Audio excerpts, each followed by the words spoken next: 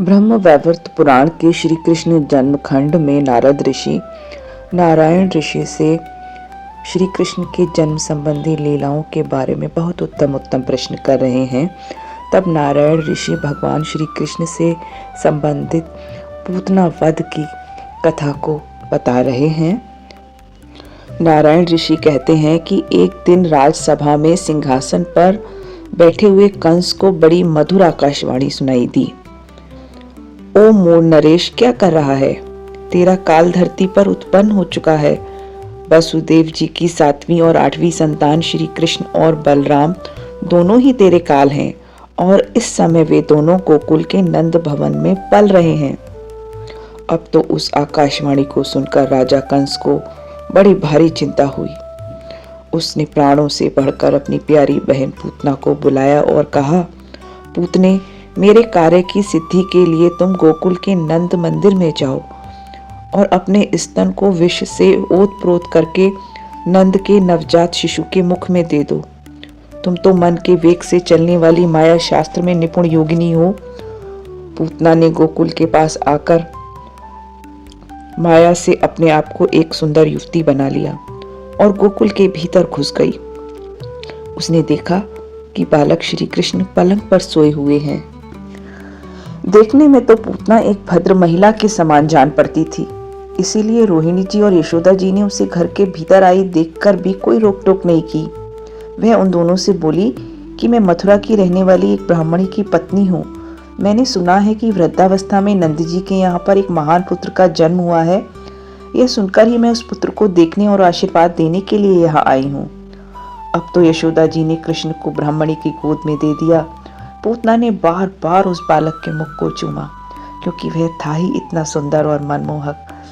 फिर तो श्री हरि के मुख में उसने अपना स्तन दे दिया, जिसमें बड़ा ही भयंकर और किसी भी प्रकार से न पचने वाला विष लगा हुआ था।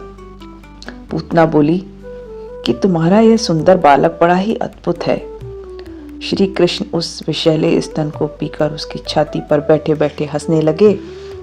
फिर तो दोनों हाथों से उसके स्तनों को जोर से दबाकर उसके प्राणों के साथ ही उसका दूध पीने लगे। फिर तो श्री हरि ने उस विष मिश्रित दूध के साथ ही पूतना के प्राणों को भी पी लिया। फिर तो पूतना ने प्राणों के साथ ही बालक को भी त्याग दिया। वह अपने प्राणों का त्याग करके पृथ्वी पर गिर पड़ी। उसने स्थूल शरीर को त्याग कर सूक्ष्म शरीर में प्रवेश किया। फिर एक उत्तम विमान गोलोक से उसे लेने आया।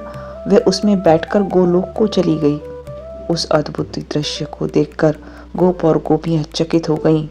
कंस भी वह सारा समाचार सुनकर बड़ा ही विस्मित हुआ। नारायण ऋषि से पूछा नारद जी ने कि पूतना कौन सी पुण्यमती नारी थी कि वह गोलोक चली गई और उसने श्री हरि को अपना स्तन पिलाया। तब नारायण ऋषि ने कहा कि एक बार राजा बलि के यज्ञ में जब भगवान पधारे थे, तब राजा बलि की कन्या रत्नमाला के मन में उन्हें पुत्र भाव से प्राप्त करने की इच्छा हुई थी। उसने मन ही मन यह संकल्प लिया कि यदि इस पुत्र के समान भी मेरे ही पुत्र होता। भगवान उसके मन की यह बात तुरंत जान गए। उनसे यह बात छिपी न रही। तब इस प्रकार जन्मांतर में उन्होंने उसकी यह इच्छा पूरी की।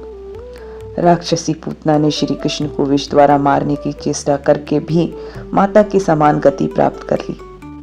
ऐसे परम दयालु भगवान श्री कृष्ण को छोड़कर मैं और किसका भजन करूं नारद। पूतना वध के बाद यशोदा मैया ने झटपट से कृष्ण को गोद में उठा लिया, उन्हें दूध पिलाया, गोमूत्र से स्नान किया और फिर भगवान के मंगल नामों से तथा देवताओं की पूजा पाठ की कि वे सभी देव श्री कृष्ण की रक्षा करें। लेकिन गोपियां नहीं जानती थीं कि सबकी रक्षा करने वाले ये भगवान श्री हरि ने ही, जगत के ईश्वर ने ही उनके यहाँ पर जन्म लिया है। वे तो उनकी माया से ही मोहित हो रही थीं। बोलो श्री कृष्ण भगवान की जय।